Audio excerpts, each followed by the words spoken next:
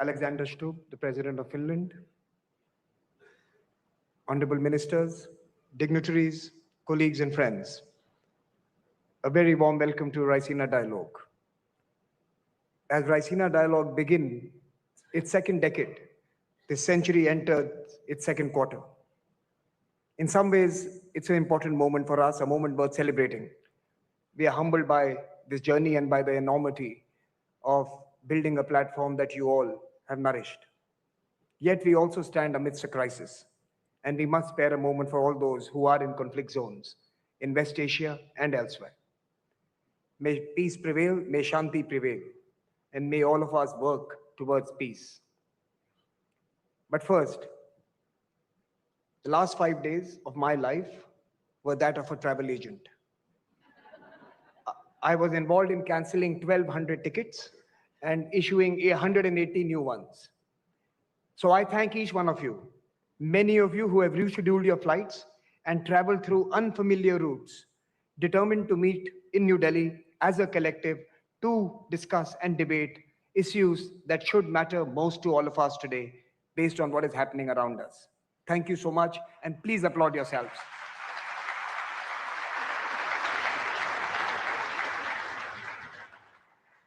Every year that we have met, the debates that confront us have expanded and taken new forms. But throughout, the Raisina Dialogue has remained steadfast in being the proverbial banyan tree, planted firmly in the ground, watching, gently nudging, and persuasively shaping our lives and those around us. The Raisina Dialogue has kept faith in its aim of unpacking the present to help shape our future.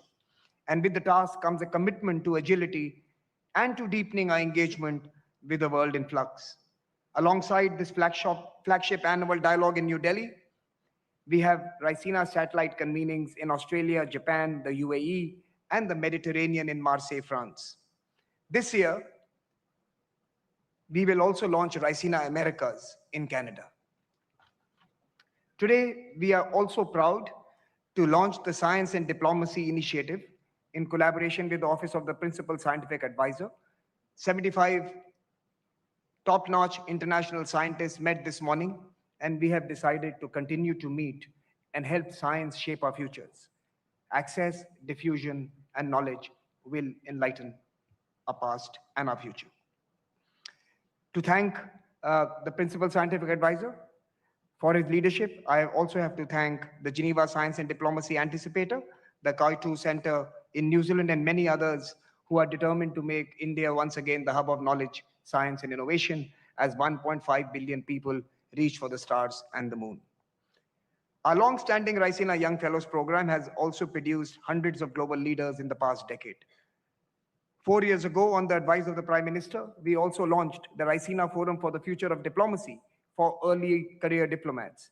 Both these programs have made a seminal contribution to the nurturing of excellence in world affairs and diplomacy. Today, over 2,500 leaders from more than 130 countries have become part of this Raisina Leaders family. And in these difficult times, nearly 200 of them are in this room with us, showing their commitment to the family they have entered into. Indeed, discovering and investing in tomorrow's leaders is central to our work. This year, 250 students from 60 countries are taking part in the dialogue under different programs. In a moment unlike any before, we recall the words of Prime Minister Modi.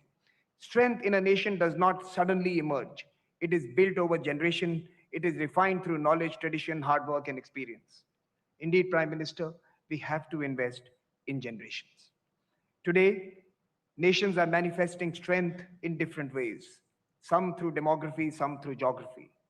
We see boldness of intent in some areas. We also see contests for land and leverage around us. We see mutual respect and efforts to be inclusive, and we see the desire for growth and progress.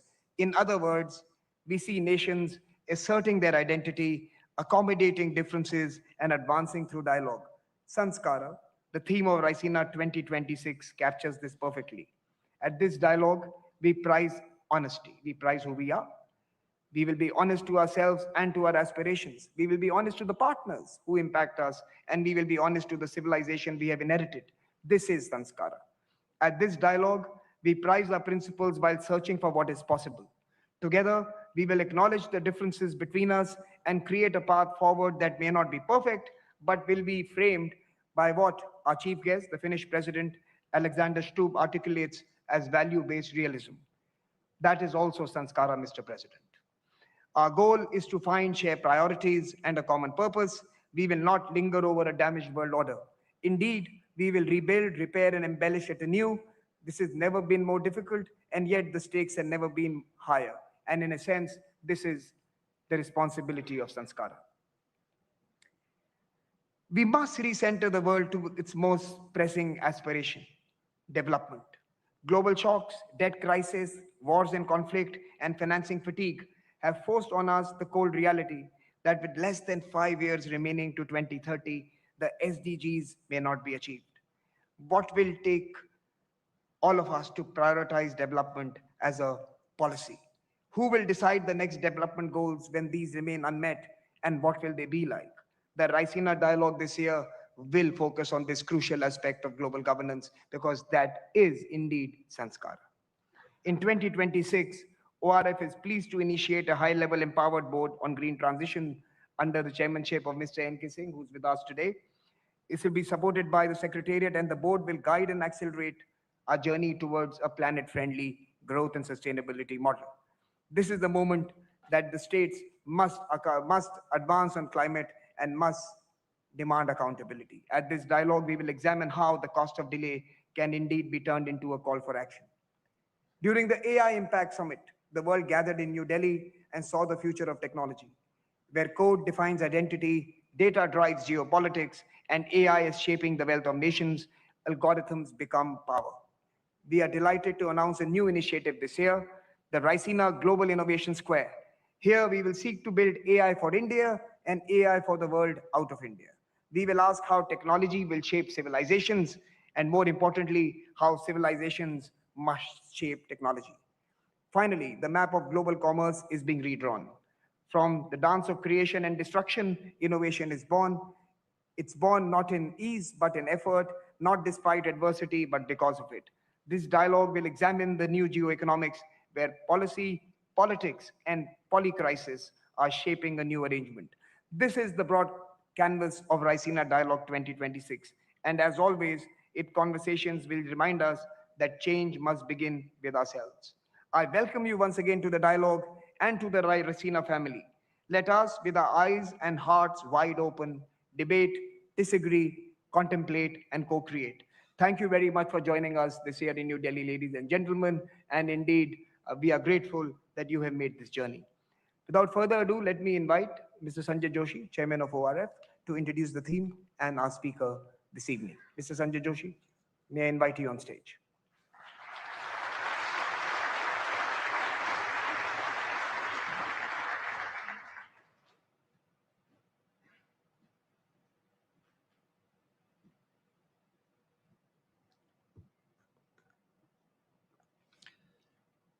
Our guest of honor, Excellency Alexander Stubb, President of Finland, Honorable Prime Minister of India, Shri Narendra Modi ji, Honorable External Affairs Minister, Shri Jaishankar, distinguished excellencies, friends, ladies and gentlemen. We gather Raisina 2026 in an age of assertion. A hyper-informed world, trapped in a flurry of disintegration, finds itself strategically fractured. Coalitions that seemed foundational a short while ago strain under pressures they were never designed to withstand.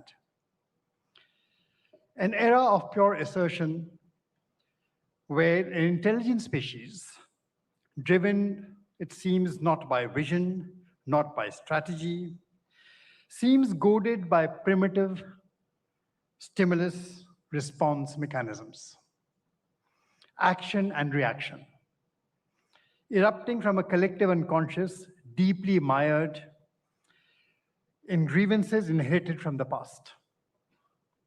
Last Raisina, if you remember, 2025, we had assembled to discuss Kal Chakra, the cycle of time, reminding ourselves that transitions in the world order are never straightforward, never linear, but must be negotiated through contests, through differences between opposites. Each condition, every reality is conditioned by its opposite. Within this dance of opposites, civilizations, through centuries, like rivers, have flowed through cycles of integration and disintegration. Today, as we open the 11th edition of the Raisna Dialogue, we find ourselves in a moment of disintegration. When the question that haunts everyone is, why does an intelligent species, why do strong nations make choices that seem so clearly self-destructive?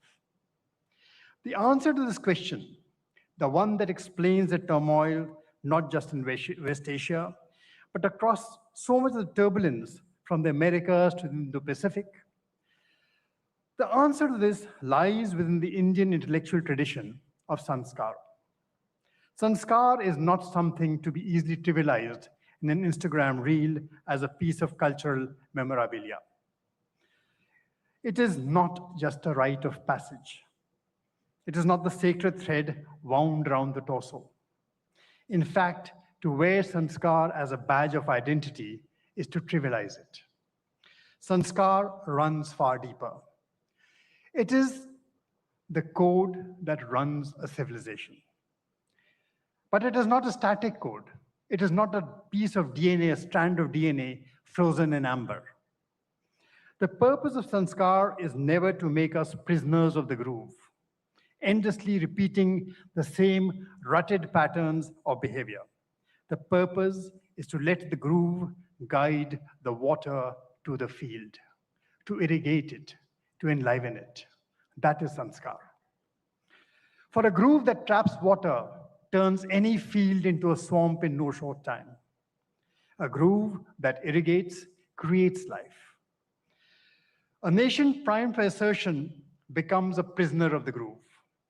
It operates out of a wounded sense of self-worth with the force of historical memory. It escalates because its historical scars compel it to escalate. And it withdraws only when fresh wounds force it to withdraw. Caught in a web of imagined power, addicted to its own narrative, it's a prisoner of primordial, primitive stimulus response dressed up in the language of tactics. The true etymological power of sanskar actually lies in samatva, balance. Balance is about the middle path, about equanimity. It encourages not assertion, but the second part of sanskar, which is accommodation. The need to see that in a world where every reality is defined and limited by its opposite, the opposite, is not a target, but a mirror. Advancement actually lies in the sanskar of accommodation. So sanskar teaches us what it is to be human. An intelligent species cannot be the product of past residues. It is not a helpless inheritor of grievances passed down like family heirlooms. It is willing to ask difficult questions in order to reap the fruits of refinement. Today, from resurgent tariffs to resurgent geopolitics, in a world of data centers, automation, and digitally enabled warfare, we are not advancing, but rather confronting a complex overlay of the old and the new. The conflicts we witness are new only in their technological prowess. The impulses that rise from are inherently old. The solutions to them will not be found in silos, and least of all by those who mistake narrative for reality, make it the substance of power. The solutions demand sustained interrogation, intellectual engagement, ideological candor, and the willingness to engage across profound differences. It is therefore timely and deeply significant that we have today with us His Excellency Mr. Alexander Stubb, President of Finland, as a chief guest in this edition of the Raisina Dialogue. European civilization too finds itself at a consequential juncture. Finland has served as a pillar of the Western order for generations, as it now also introspects about the contours of the future. Finland's journey, shaped by geography, by resilience, but strategic clarity in the most difficult of circumstances offers a particularly relevant lens for examining questions of sovereignty, security, and cooperative multilateralism. Finland understands that nations, small and large, must navigate not through assertion alone, but through the conscious refinement of national interests. We no longer actually operate in the simple world of states talking to states. So that is why we have Raisina. We live in a multi-nodal reality, where knowledge and power flow through networks encompassing far more than just governments. And at the Raisna Dialogue, our attempt is to gather all such nodes together for 3 days, to create a space where policymakers, practitioners, scholars, and innovators deliberate without artifice. In an age defined by fragmentation, we present a platform to test ideas, to listen as much as to speak, to realize that tomorrow need not be shaped by the anxieties of today. The task before us is not merely to interpret change, but to shape it collectively so that our shared civilizational confidence together to do better than simply react. So I invite all of you over the next 3 days to engage not as prisoners of the groove, but as irrigators of new possibilities. With that, I present His Excellency Dr. Alexander Stubb, the President of Finland, to give us the benefit of his thoughts. Dr. Stubb, the floor is yours.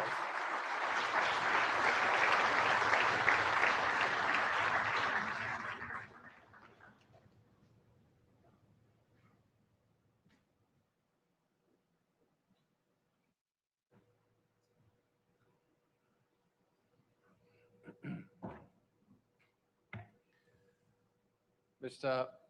Prime Minister, Ministers, Excellencies, ladies and gentlemen.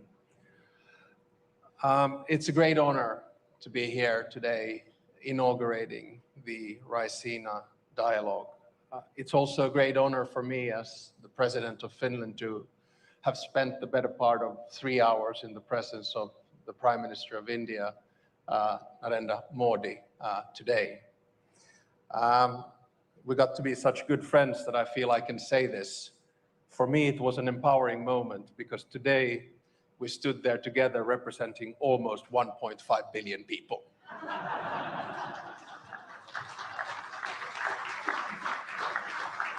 And I'm sorry the speech is going to go only downhill from here. During the past decade, it's been remarkable to see how Raisina has developed into one of the foremost platforms for strategic thinking and global engagement. And I think for that, we should all be thankful to both Minister Jaishankar and Samir Saran. The fact that you've been able to do this in 11 years and gather such a distinguished group with some flight problems getting here, I think is remarkable. So congratulations for that. Let me take some 20 minutes of your time and begin by the following. I think we human beings make 3 mistakes. The first mistake is that we over-rationalize the past. We think that the world worked in a certain way and juxtapose examples thereof. The second mistake we make is that we over-dramatize the present. And when we do these 2 mistakes, the problem is that we end up underestimating the future. And I'll try to avoid that today. But the problem is that us nerds of international relations, we quite often draw parallels between the past and the present, sometimes to make convincing sounding predictions, and sometimes just to make the case that the world was more orderly and much better in the good old days. At the same time, we get quite het up about things that we see around us, as if the world has never experienced crisis of the scale that we are presently facing. I was reminded of this lately when over the holidays I read the biography of U Thant, former Secretary General of the UN, first Asian one. The book was called The Peacemaker. And I just drew the conclusion that, at least having read that, the number of global crises is actually fairly constant. Now, by this, I do not in any which way want to diminish the significance of the increase of the number of local and regional conflicts that we are now witnessing around the world. I'm deeply concerned what we see today in the Middle East, in Sudan, and in Ukraine, just to name a few. My worry, though, is that these conflicts are incrementally becoming global. And my aim today is to try to find a pathway back to an international order in which institutions, norms, and rules are respected. Without a functioning world order, power vacuums will be filled by raw power, rogue behavior, and predatory hegemons. So today we hear assessments that the rules-based world order is dead, that a wrecking ball is destroying all of the international institutions and rules that have been built since World War II, and that the rupture of the old system is inevitable. Sure, we're living through a major challenge in world politics. Sure, the old order is being challenged, questioned, and attacked.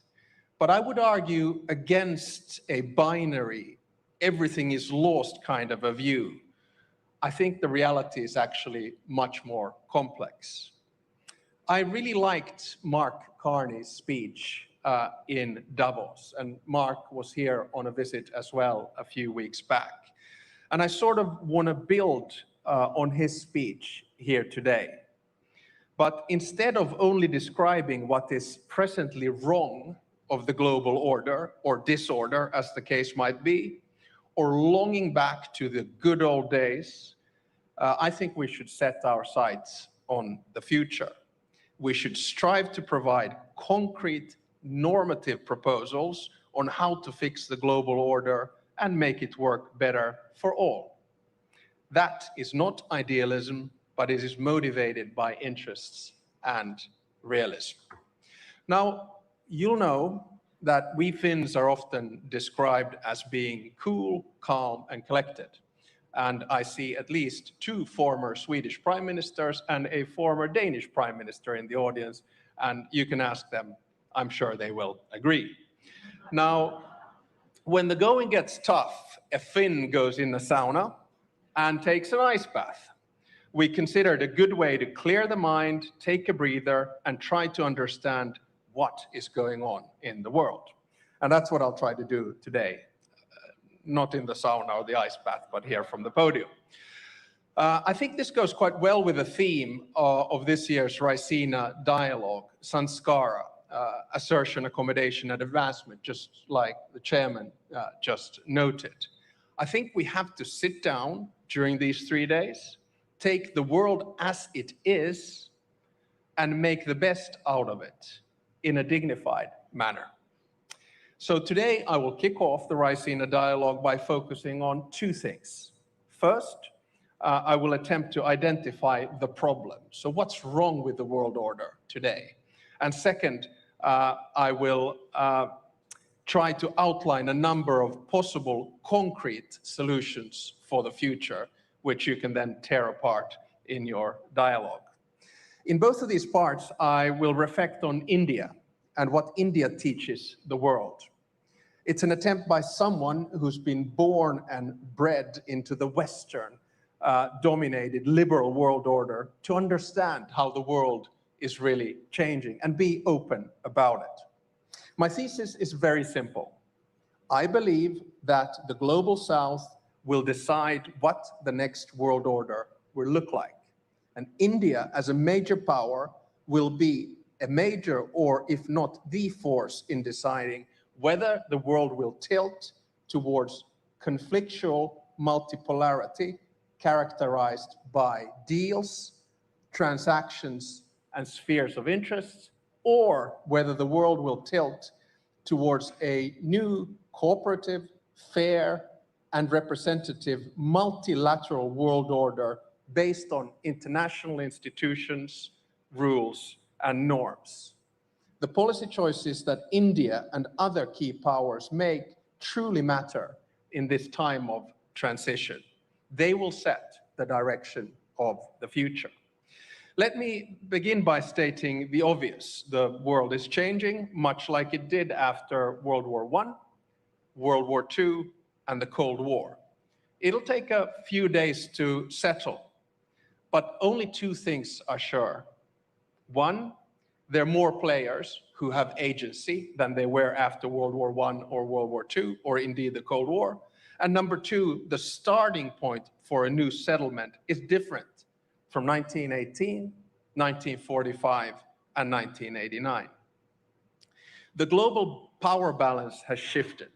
The global south has both demography and economy on its side. I mean, here we are in a country which is portraying growth rates of 7%, probably projecting all the way to 2047.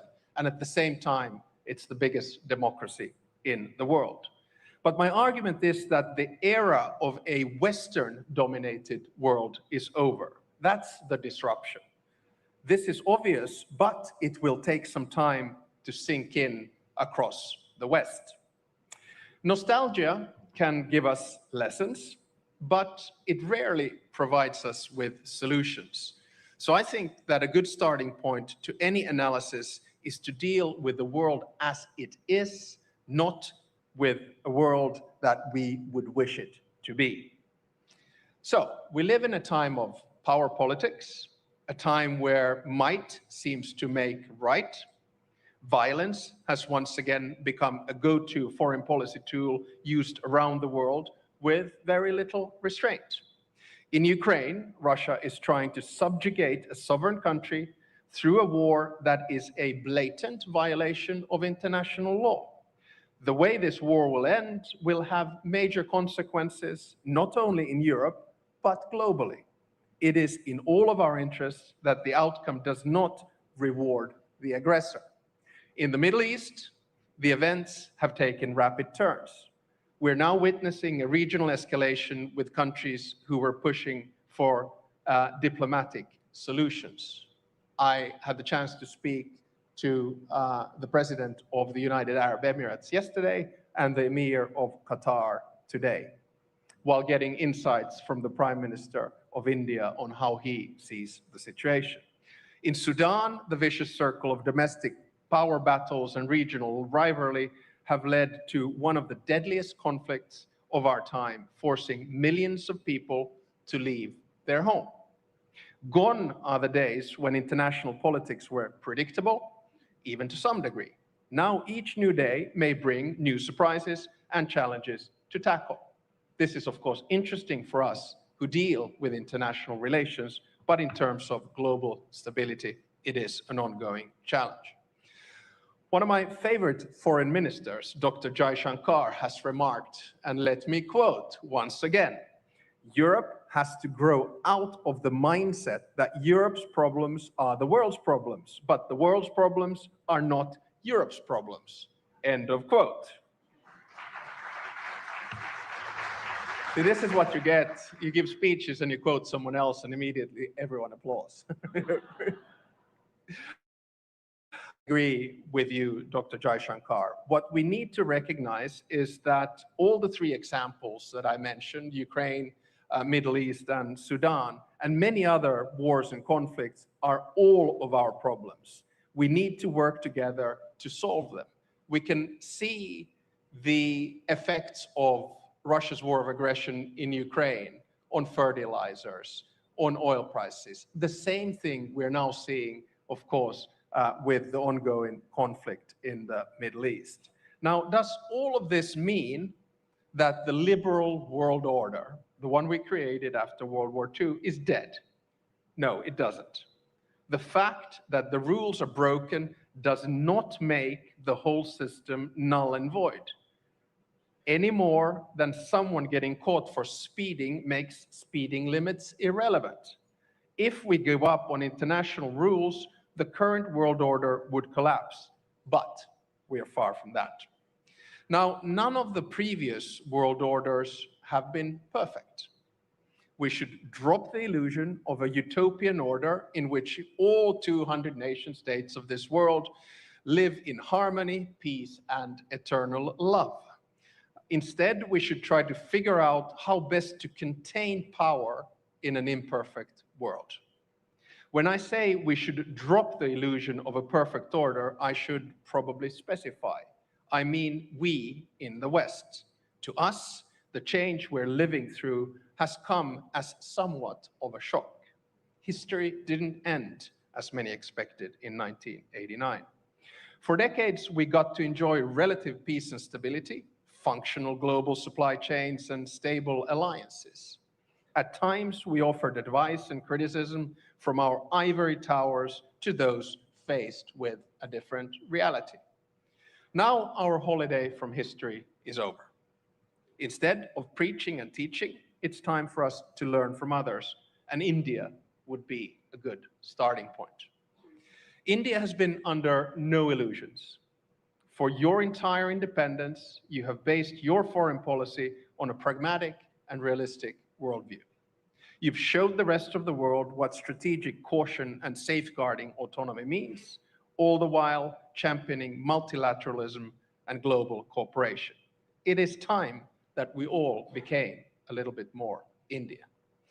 Whether you call it non-alignment or multi-alignment, you've been careful not to rely solely on the goodwill of one partner or bloc. You have invested in your own security and actively developed partnerships in many directions. Your approach makes sense. You represent 1/5 of the global population, together with Finland. And you cannot be a mere follower. You have to be an active and independent actor. The Europeans have now also been taught a lesson from India. Passivity is not a strategy. We have to develop our capabilities, avoid harmful dependencies, and strengthen our global partnerships. And we have to continue investing in our alliances. Indeed, for a country like Finland, the collective security that NATO provides is a necessity. The economic clout that the EU projects is a must. Despite not being part of a formal alliance, India does not isolate itself. Quite the contrary, your power is based on active engagement. A timely example of this is, of course, the EU-India strategic partnership that took major steps forward earlier this year with the conclusion of a comprehensive free trade agreement and the launch of a security and defense partnership. I think this was huge. This agreement and the other major trade agreements signed by both India and the EU in the past year underline the fact that we still believe in multilateral cooperation and the benefit that it brings. Our deal is not just the mother of all deals, but a strategic choice and a gesture that opens up a new era in our relationship. Together, we're building a partnership that can set an example to the rest of the world. A partnership that is built on mutual respect and common interest and serves to strengthen the multilateral system, not to undermine it. We refuse to believe that future will only belong to, say, two great powers, while the rest of us are left to choose our sides. This does not hold true now, and it will not hold true in a decade or two. We should not allow it. So let me then move on to my second part. So a few concrete suggestions on how we can begin shaping the new world order. Some of the proposals are of substance and others are of process. India and Finland, we might be geographically different, but we understand what it means when power goes unchecked. We have both gone through difficult periods in history and fought for our democracy, equality, and sovereignty. We don't want to see these values forgotten. Finland's foreign policy is based on what Samir Saran noted earlier, values-based realism. We stand by our values that we consider important and central to us: democracy, equality, justice, human rights, and freedom. just to name a few. At the same time, we are ready to engage in a dialogue and cooperation with countries that do not necessarily share our values. The aim is to find a balance between values and interests in a way that prioritizes principles but recognizes the limits of power and respect the reality of the world's diverse cultures and histories. You cannot solve the world's big problems, such as conflicts, technology, energy, or climate change, just alone. In many ways, India has been applying values-based realism for far longer than we have. Thousands of years ago, Kautilya's Artha Shastra recognized that the international system is competitive and interest-driven. It called for a pragmatic and realistic approach to statecraft. At the same time, the ruler's ultimate duty was to values and ethics guided by the concept of dharma. This marriage of interests, values, and principles is evident in how India works as a constructive founding member of the UN and one of the biggest contributors to global peacekeeping operations. Defending multilateralism is in your DNA. How then do we apply values-based realism in the multilateral system? I have three substantive proposals. Proposal number one, we need to improve representation. International institutions must not be one more tool of power for the powerful. Currently, their power structures reflect a world as it was, not as it is. The voices of the global south must be heard much louder than today. The obvious place to start is the UN Security Council. I have proposed 2 permanent seats for Asia, 2 for Africa, and 1 for Latin America. And let me be clear, India should have a permanent seat in the UN Security Council.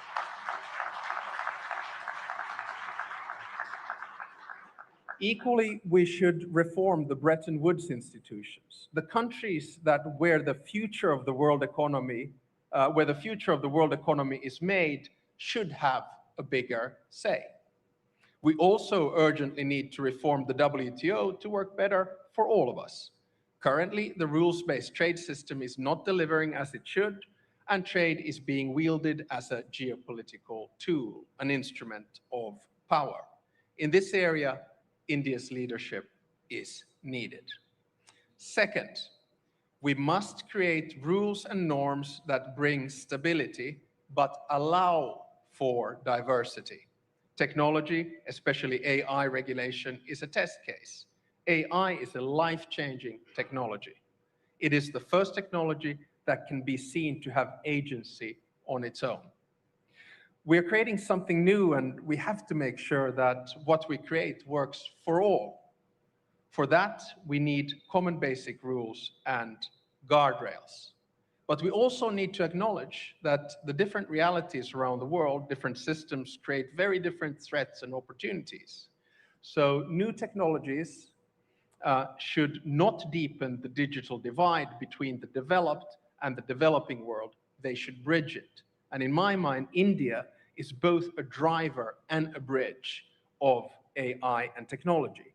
This is a field where you showed leadership recently in the AI Impact Summit. I could not agree more with you, Mr. Prime Minister, when you said in your address at the summit that AI will only benefit the world when it is shared. Third, we need to accept local and regional solutions while developing our joint international institutions. These 2 layers, local and global, can live side by side. My point is that for international institutions to survive, we need to strengthen regional integration globally. Mercosur, ASEAN, the African Union, the GCC, and the EU, and many others are examples of organizations which are good at dealing with regional challenges. Regional organizations are at their best when they support the multilateral system and amplify the voices of their members in the international arena. I add that victims of war cannot wait for perfect institutions. We have to push for solutions in an imperfect world. Global phenomena such as climate change, migration, have local impacts. They require solutions. Overall, we need to approach that foreign policy in what I call dignified foreign policy. We have to create an atmosphere of dialogue and engage with each other on an equal multilateral system. To better reflect the realities of today, we have a chance to save it. At the same time, we have to hold on to the core principles of the system as it was built. Those principles are enshrined in the UN Charter: prohibition of the use of force and respect for sovereignty and international law. And this applies to each and every one of the 193 members of the United Nations. So to finish, let me make a procedural proposal on how to try to get things back on track. The foundations of the United Nations were built in San Francisco, much like the framework for our global financial system was built in Bretton Woods. I think what the world needs now is a new San Francisco moment. A moment where world leaders come together in the spirit of cooperation to think long and hard how to reform the international institutions that have served us since World War II. We need to rebalance the world order. We need to agree on the principles on which we can find common solutions to common problems. And if I may, my procedural proposal is that we should have a new Delhi moment. In other words, that India gathers world leaders here in Delhi and begins the process of looking what happens after wars. So in conclusion, it is in our interest to make the international system more inclusive and fairer while maintaining its core values and principles. The division of power is a political reality. Some have more, others less. How one uses power is a political choice. We can choose multipolar, opportunistic competition, or we can choose mutually beneficial, multilateral cooperation. Now, us Finns, we are known for 8 years running as the happiest people in the world. Although I have to say that one would not necessarily draw that conclusion from a Monday morning tram ride in Helsinki in November, but statistics tells us that we're happy. Now, Indians, on the contrary, are a smiling people. One very important statistic, the one that measures optimism. Most Indians believe that tomorrow will be better than today. So let's combine Finnish happiness and Indian optimism in constructing a fairer and a more stable new world order. Together, we're stronger. Thank you very much.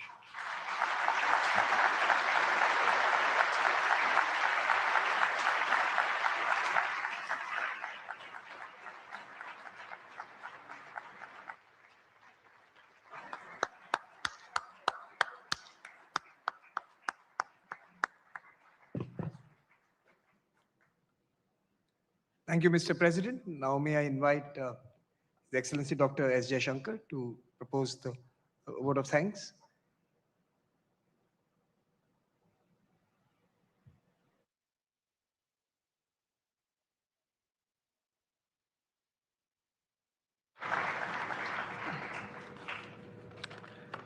Namaskar and a very good evening to all of you.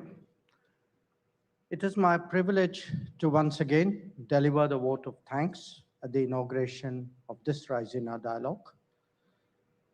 That we are in turbulent times was a reality already recognized, but that it could be intense enough to even impact participation here says a lot. Let me begin by thanking President Alexander Stubb, our chief guest this year, We have just heard his insightful, I'd say, happy and optimistic analysis of the global situation at a particularly complex time. That has certainly set the tone for further deliberations. In his well-established incarnation as an author, we will also have the pleasure of hearing him again tomorrow, specifically, I hope, on value-based realism. To Prime Minister Narendra Modi ji, I would like to say that your presence, as always, continues to serve as an inspiration. Events of the last year, including ongoing developments, only validates your belief that Indians must continue to develop a sharp global awareness and the world an equally relevant India awareness. And we must constantly update both. To the organizers of the dialogue, the speakers, the young fellows, and the attendees, you are what separates this event from all others. The openness, diversity, energy, and I would say even the atmosphere that characterizes Raisina is truly unique. Ladies and gentlemen, our discussions over the next few days will be about new capabilities, military, economic, energy, human resources, and above all, technology. AI particularly awaits us. It will also be about two new mindsets: the greater propensity to take risks, equally the growing resolve to de-risk and diversify. And three, it would be not least about habits and assumptions, where they still apply and where we need to get over them. With that in mind, let us collectively assert, accommodate, and advance. I wish you all a very, very productive dialogue, and thank you for joining us this evening.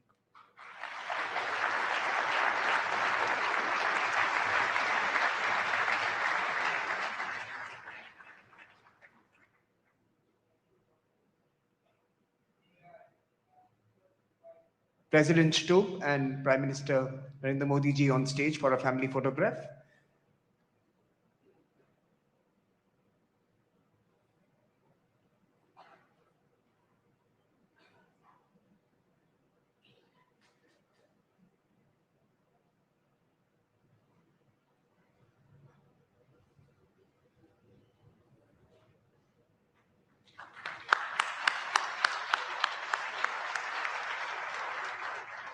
The dignitaries will exit the room. May I request you all to remain seated as they leave the hall.